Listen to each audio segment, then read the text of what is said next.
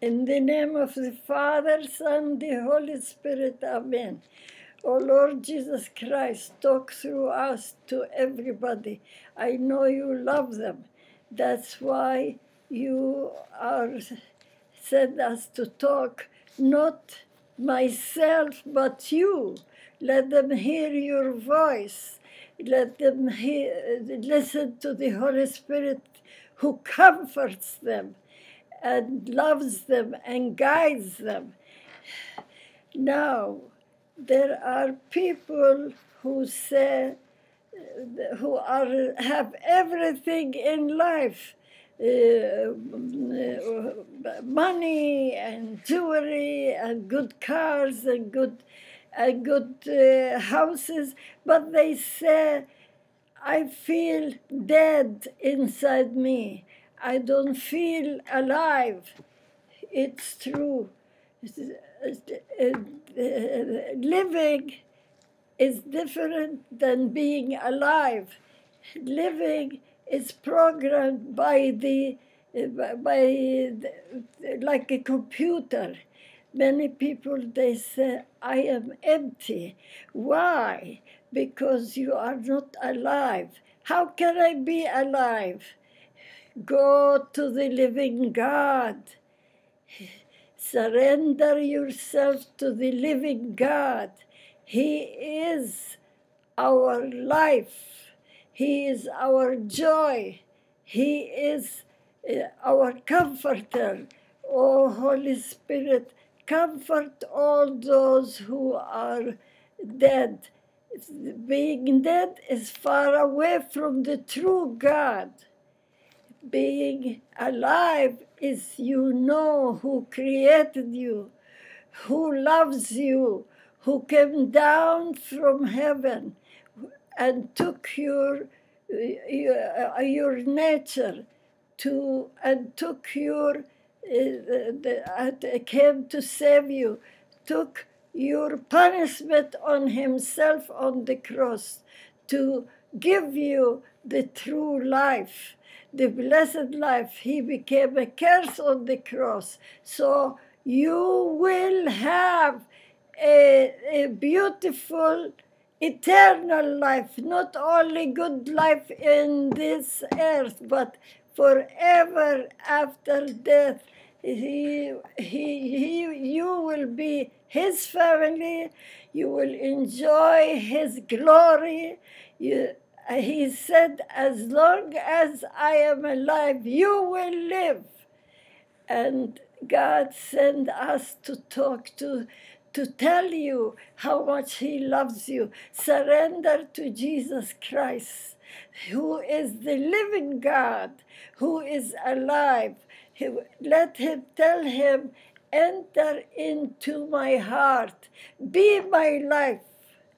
Be my life. I love you.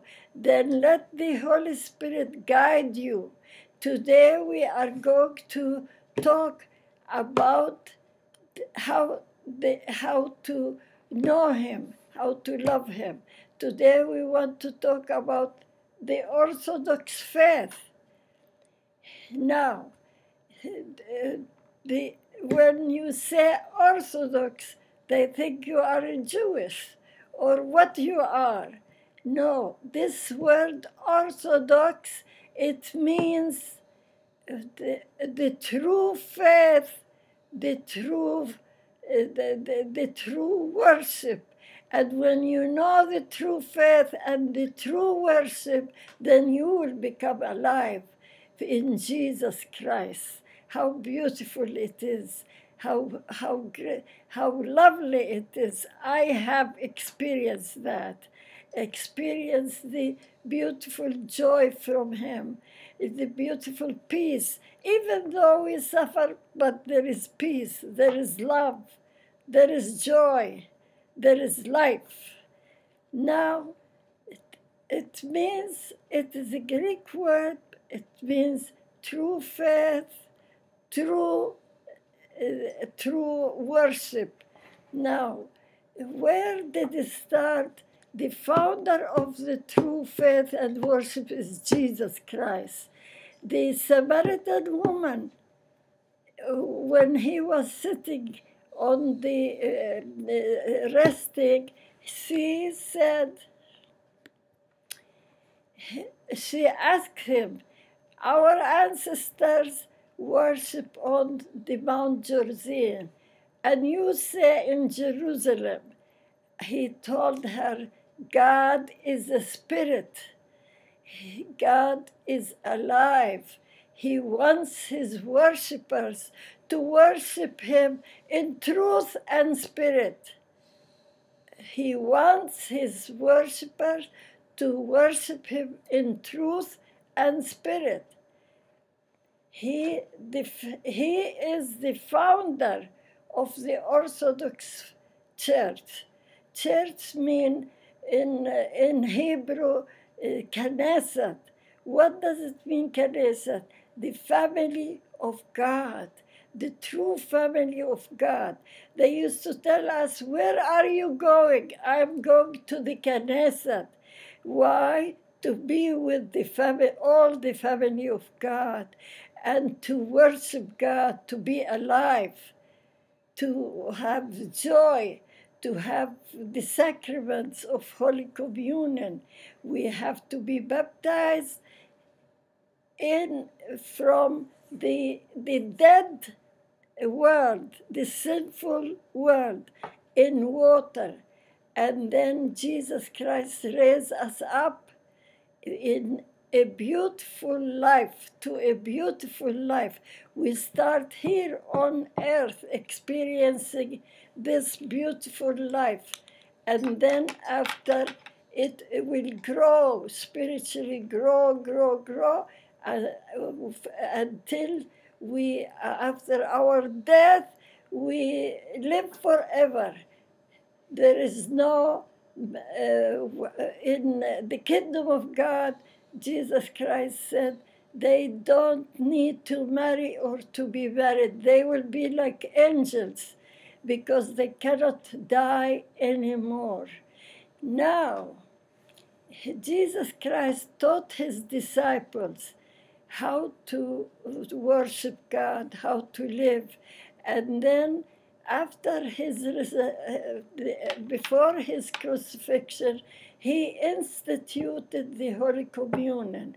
He ate the unleavened bread of the Old Testament. He fulfilled the Old Testament. Then he started a new promise. Testament means a promise. God promised Adam and Eve, I will send you the Savior. He did send him. He fulfilled his will. And now he started a new promise. This promise that he is the Son of God, this is the faith. He is the Son of God. His mind and his wisdom was born from his mind and took our nature to renew it, because God created everything through him, through his word, by his Holy Spirit. And nobody was able to save us from this sinful world, because everybody was on a curse. Then we needed someone from high who is pure and holy and strong. So our God loved the whole world and sent his only begotten Son. Those who believe in him, they will never perish, will be saved. That's what he said. That's what it means, Catholic, universal, not Rome or Constantinople or this. Catholic means universal.